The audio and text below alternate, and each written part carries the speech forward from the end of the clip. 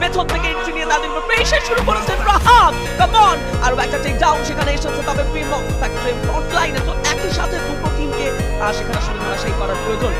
Okay, I think তো এখানেই গল্পের সমাপ্তি হয়ে যাবে অনিকের, এবং মোস্টের সাথে ম্যাচে কন্টিনিউ করবে টিম রেড হক, কারণ অনিক তবে যে wipe out, but oh my goodness, তে জাম্প কুটুস আর ব্লেডের প্রেসার পুরোপুরি ভাবে বেমনকে এবার যেন দিশে হারা করে তুলেছে।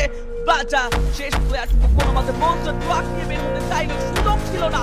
কুটুস ব্লেড কোন থেকেই যেন ঘিরে ফেলেছে তাকে। তো গাইস, বি রেডি, আরো একটি প্লেয়ার, তবে টিম বাংলাদেশ টিম রেড হকের কাছে যাবে কিনা ফ্রন্ট লাইনে আমরা চলবো দেখতে পাচ্ছি। বাংলাদেশ টিম প্রথমে টেক ডাউন করা, অপোনেন্টের সাইড থেকে ভালো প্রেসার আসছে, টাইম ডাউনের দিকে সেভ করার চেষ্টা করছেন।